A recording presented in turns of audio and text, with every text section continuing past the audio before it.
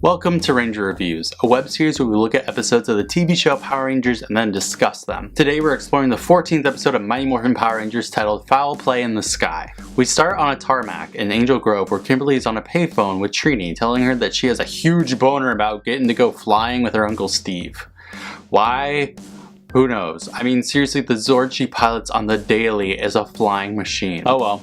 Uncle Steve comes up and tells her it's almost time to go, so she gets off the phone with Trini. At the youth center, we are treated to the majesty that is Austin St. John's arms, as Jason and Zach work out, and then Zach sees a girl named Angela who he's clearly interested in.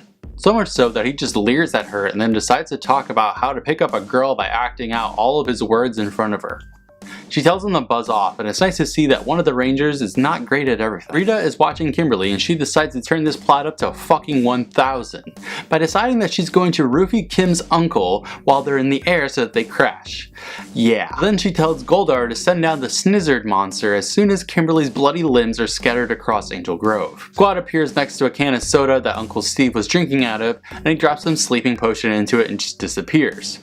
He should just start appearing behind the Rangers with a knife and be done, but oh well, it's time to fly! That is, until we see Bulk and Skull are watching planes land and take off, and they get super excited to see Kimberly getting into a private plane.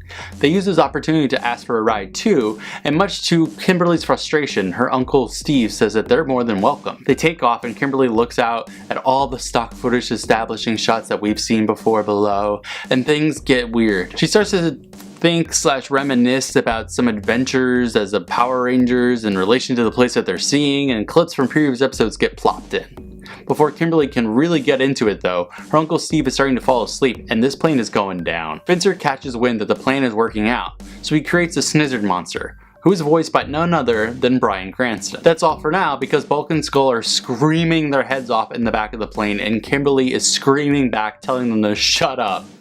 Bulk and Skull dramatically pass out and Kim contacts Alpha about the situation, who just tells her to morph out of there. Dude, were you just expecting her to leave her uncle? Scissor gets sent down, and for some reason the 4 other Rangers are already at the command center staring at a spot on the floor. They have to morph and take on the monster without Kimberly, but Trini asks Alpha to take care of her. The Rangers promptly get their asses handed to them. Meanwhile, Kimberly is freaking the fuck out and tries to calm herself with the guidance of Alpha, and she ends up getting the plane to level out. Again, she drives a flying dinosaur pretty routinely, but okay. Back at the fight with Snizzard, Zordon tells Rangers that they need Kim's power bow to defeat the monster, which feels a little weird seeing as how Trini could just throw her daggers, or like Zach could use the hilt blaster of his power axe, but whatever. Kim gets her life together and lands on the runway when Uncle Steve wakes up and the guy on the radio tower are like, WTF? They stop and Kim jumps out and is like, I gotta go, thanks for almost killing everyone, bye!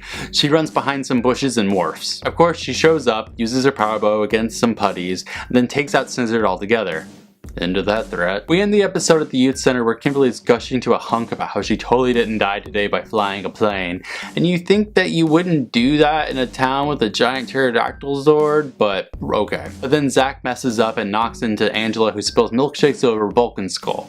Rest in peace, Uncle Steve. So why is this episode so odd? Because it was shot at the last second. Turns out the original premise of the episode was that Kim gets roofied by Rita, and while she's asleep, she's fighting a bunch of obstacles in her dreams. She's actually asleep on the couch in the command center, which is why everyone is staring at that one spot on the floor before they morph. It's also why Trini isn't around when she's on the phone with Kimberly at the beginning of the episode. Apparently it was deemed too scary by the network, or they just didn't want Kim to be a damsel in distress, so they turned it into Kim almost dying via plane crash. It's also why there's a random flashback in the middle of the episode. I think they just ran short on time and they had to plop something in real quick. That being said, this episode does a great job of building tension with Kim almost dying, although you do have to suspend a lot of belief that she wouldn't be able to fly a plane. The fights are good, and Kimberly is never really seen with any other main characters except for the epilogue. Hopefully the trend of well-written stuff continues next time, but until then, may the power protect you.